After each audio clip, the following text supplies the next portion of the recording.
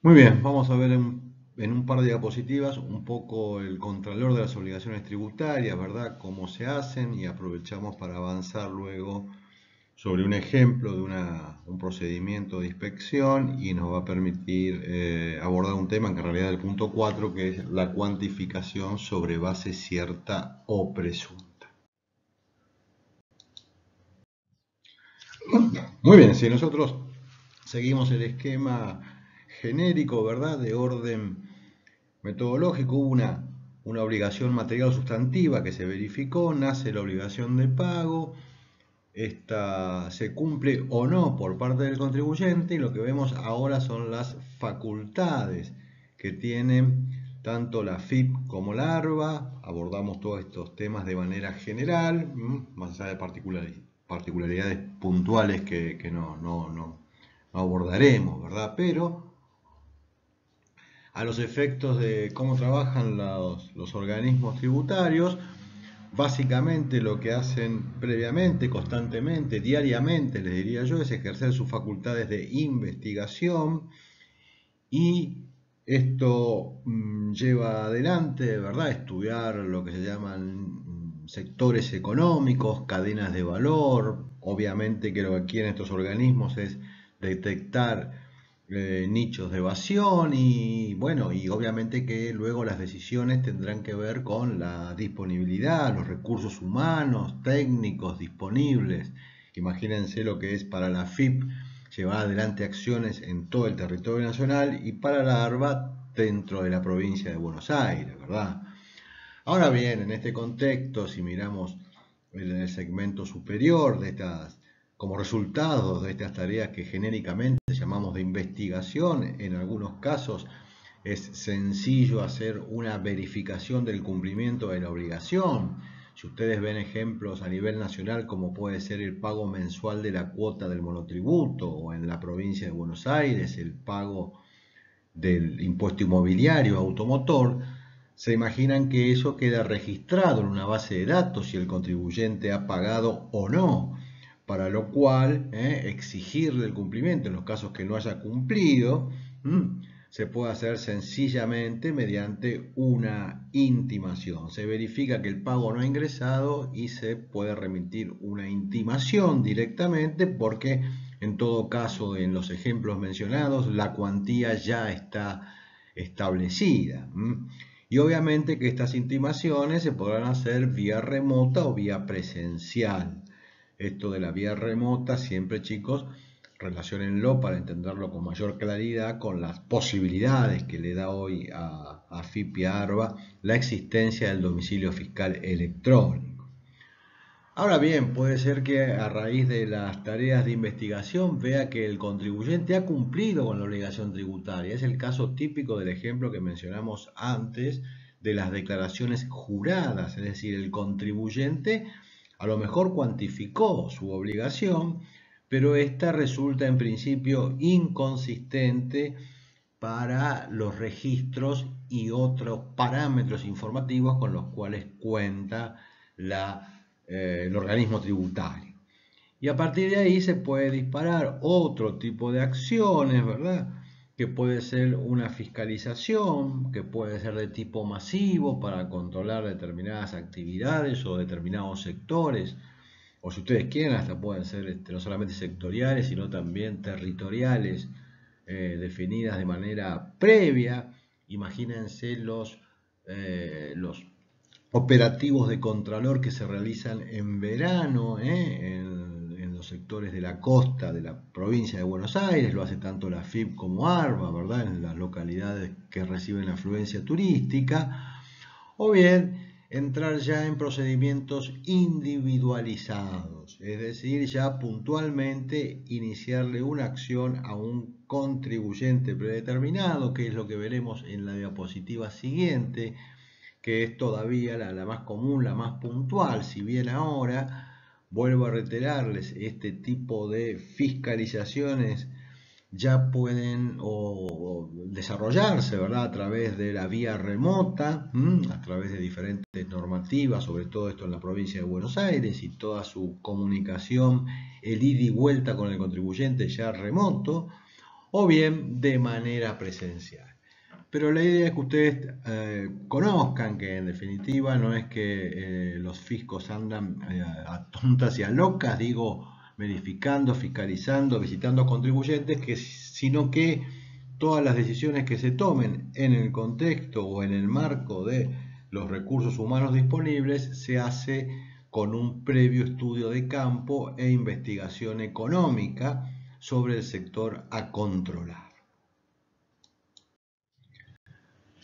Bueno, ya he expresado entonces el marco, vamos a ver lo que se menciona, se conoce como una fiscalización individualizada. Esta en general se hace de manera presencial, no hay problema, reitero que si hay normativa se puede hacer vía remota, pero vamos a tomar el ejemplo de individualizada presencial. Ya dijimos que previamente las áreas de inteligencia han hecho un estudio, han definido un sector en el cual hay mayor evasión presunta, presumida por el fisco, y por lo tanto ya entramos en el marco de un procedimiento reglado en las normas, y que este procedimiento reglado es formal, ¿verdad? Porque siempre está aquí la tutela del derecho de defensa, ¿no? Por parte de los contribuyentes o responsables. Para lo cual, estas acciones se inician con una notificación al contribuyente de lo que es el inicio de esta fiscalización mediante una orden de intervención o orden de fiscalización, ¿verdad? Que se lo notifica al contribuyente. Esto es importante porque aquí se debe delimitar el alcance de la misma. Todo esto, chicos, puede ser incluso bajo pena de nulidad de las actuaciones. Es decir, hay que decirle de qué impuesto se trata, cuál es concretamente el impuesto que se va a verificar y el periodo que va a abarcar esta acción del Estado. No de manera general, no de manera global, sino de manera precisa y específica el alcance de esta fiscalización. Aquí, si hablamos, como habíamos dicho, de la presencial, se presenta uno o más inspectores en la sede, en el domicilio fiscal del contribuyente, y le empiezan a hacer los requerimientos, es decir, de una manera formal y mediante formularios preestablecidos y normados y numerados, ¿verdad? Para correctos controles, se le empieza a pedir documentación al contribuyente que tiene que ver con sus actividades económicas del impuesto y en el periodo que se trate.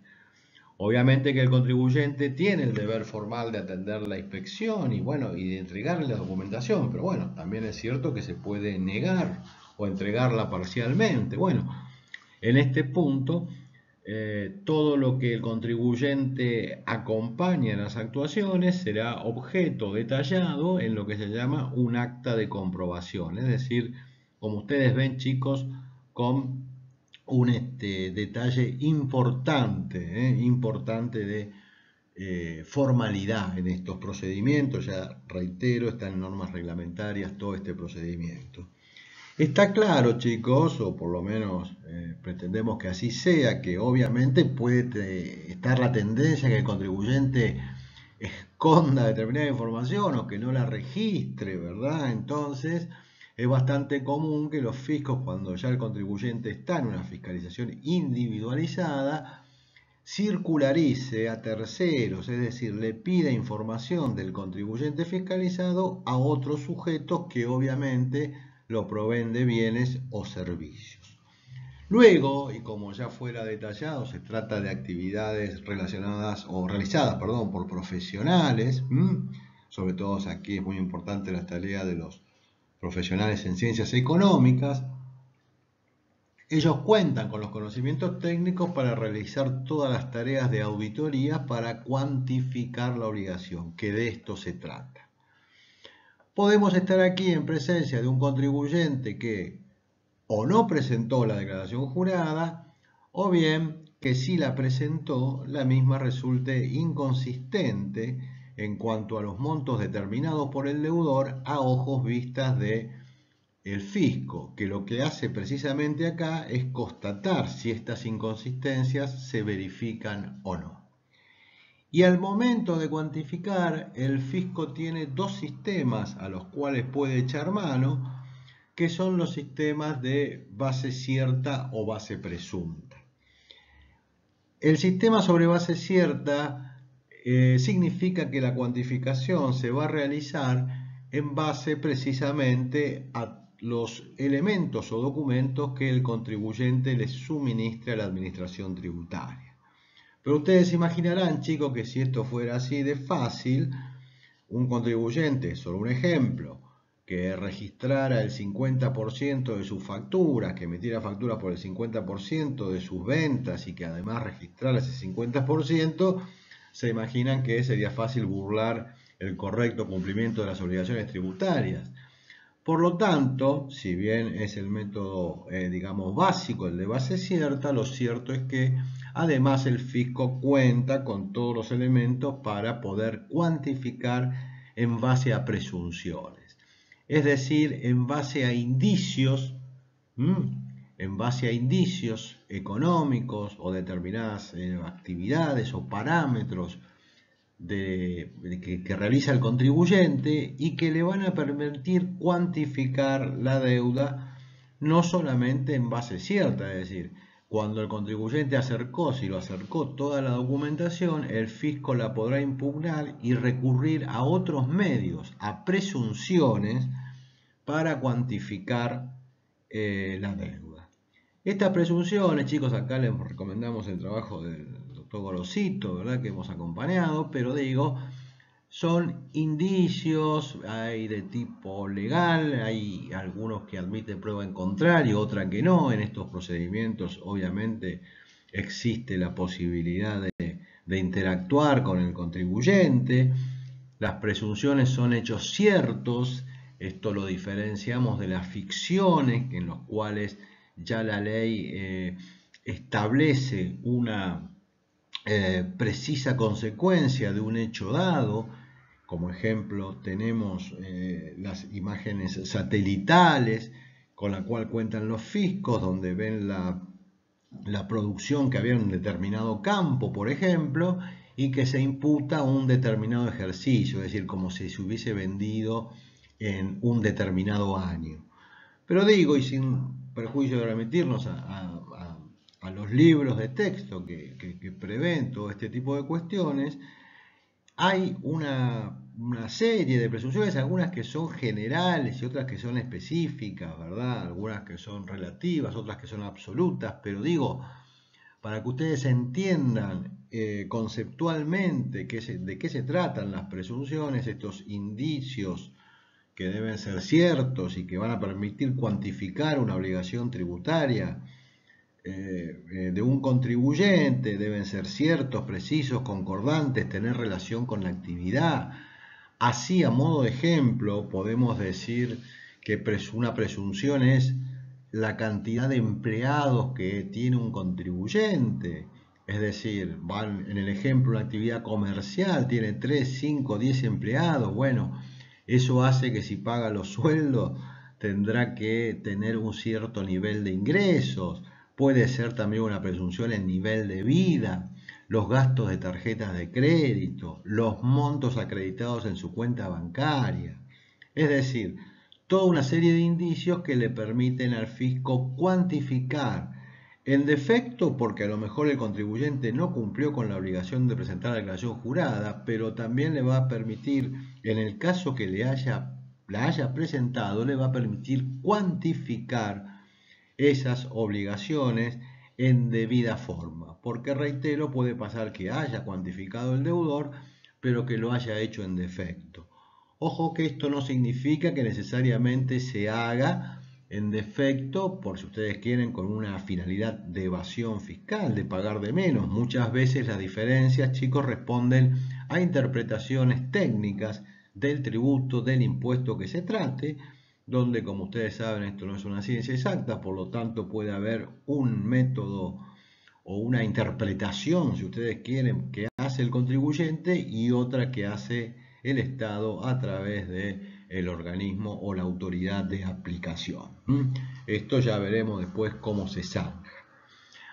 Una vez que ha cuantificado todas las acciones realizadas, todo esto, la fiscalización individualizada y presencial, obviamente que requiere de la existencia de un expediente puntual administrativo, hoy por hoy todavía con físico, ¿verdad? Con todos estos papeles, todas estas constancias agregadas a ese expediente, el inspector actuante tendrá que realizar un informe final,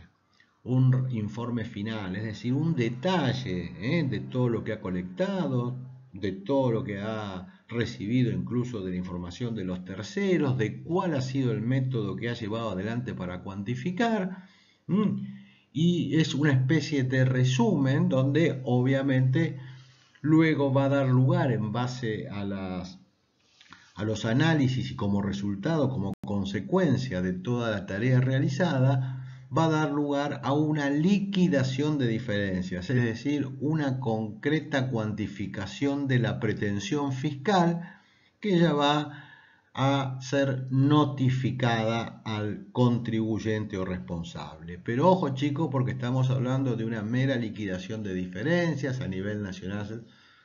Lo llaman prevista porque es antes de la vista, pero esto es importante que ustedes sepan que esta liquidación de diferencias no es un acto administrativo, por lo tanto no tiene efectos jurídicos definitivos ni nada que se le parezca. Es una estimación que ha hecho el fisco, que se notifica al contribuyente, pero que, reitero, no es un acto administrativo y por lo tanto hasta aquí no se ha requerido la presencia de ningún funcionario que revista la cualidad de juez administrativo, como vimos en el punto 1 de esta bolilla.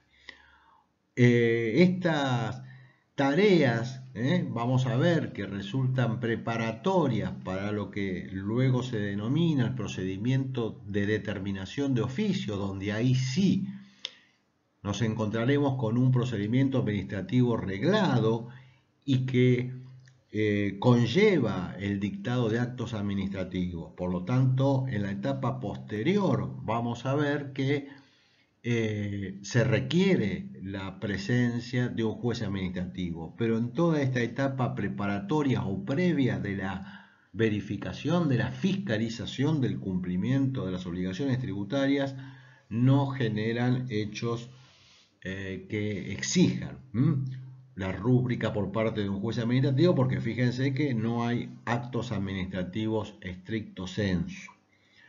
Una vez que el contribuyente ha sido notificado, bueno, ahí le quedará la posibilidad de conformar o no, es decir, de estar de acuerdo, prestar su consentimiento con las sumas pretendidas por el fisco. Esto en el ámbito nacional, si presta conformidad, produce el efecto de asimilarse a una presentación de una declaración jurada que puede ser, en este caso, adoptar la modalidad de rectificativa, si es que ya había presentado una original en su momento, ahora lo rectifica, o bien, como en el ámbito de la provincia de Buenos Aires, no tener una eficiencia jurídica definitiva, es decir, para que nos quedemos claros en materia jurídica, chicos, prestar la conformidad no tiene un efecto de una cosa juzgada, ¿verdad? Ni material, ni les diría siquiera formal.